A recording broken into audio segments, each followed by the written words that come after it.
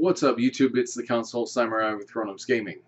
With all the games we saw at E3 this year, I find it surprising that Legend of Zelda is going to be one of the biggest, most controversial games of E3 this year.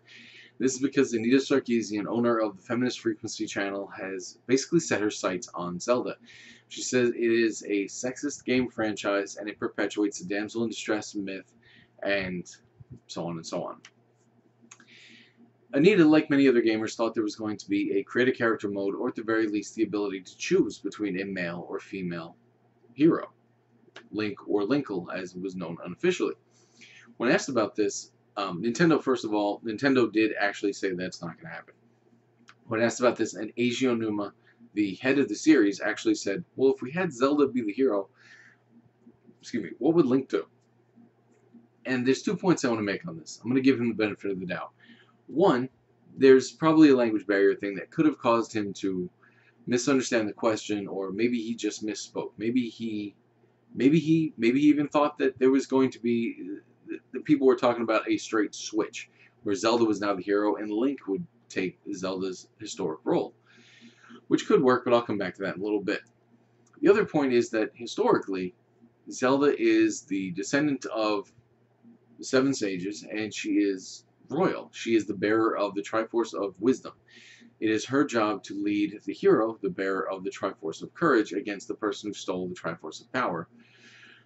Usually Ganon or one of his people, but it has varied a little bit in game to game. Now, I do understand them not wanting to switch Link and Zelda, because historically, this is, what, the 18th, 19th game that has come out. There's canon to the game series, and I do understand them not wanting to mix that up a little too much, because when games have done this, when games have tried to switch up things a lot to breathe new life into a franchise, a lot of times it doesn't go well. It ends the franchise, or it makes a game that people really are very unhappy with. So I do understand them not wanting to mess around with things too much and kind of try to, well, play it safe, basically. I do understand that. Now, the ability to have either a male or a female Link could actually be a really interesting idea. It could be a really cool dynamic that could add a lot of replayability depending on how it was done. If, say, the male character had a weapon that the female didn't get, and the female got a weapon the male character didn't get. Or maybe the stories were slightly different because you're going from 2 different story paths. Or start them from 2 different places that you can't get back to in the other playthrough. It could add a lot. Depending on how they split it, it could actually add some pretty cool replayability to the game. I do actually think that would be good. Now, this is, as I mentioned, the 18th or 19th game. And we've had Link be a kid. We've had him be a train conductor, a pirate, a werewolf. We've had Link be all manner of things.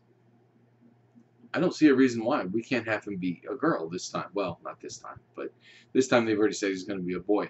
But next time, for the 20th Zelda game, he could easily be a girl. Link could obviously be a female. And it's not like you would even need to change the name, because Link is not a male's name. Link is not a female's name. Link is not a real person's name. No one would name their child Link. So there's really no reason why we can't just have a female Link. Now, I know some people are going to say, well, I mean, you got to think about the underlying romance between Princess Zelda and the hero. You can't really make that a girl. I don't see why you can't. I absolutely don't see any reason why there can't be a romance between those two. I know a lot of people would have a problem with that, but it's a brave new world. There's no reason we can't have a same-sex couple in Zelda. I know Nintendo would be really hesitant about that. They're kind of jumpy about that kind of thing. I get it, but I do think that it could actually be a really interesting game dynamic to have the ability to either switch or have a completely different character that follows different rules, because it's a girl now. Different abilities, different fighting style, stuff like that.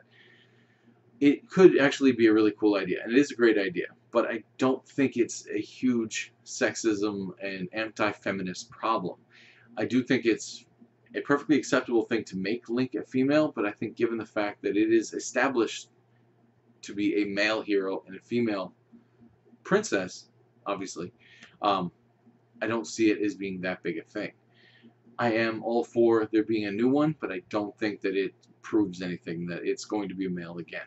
But what do you think?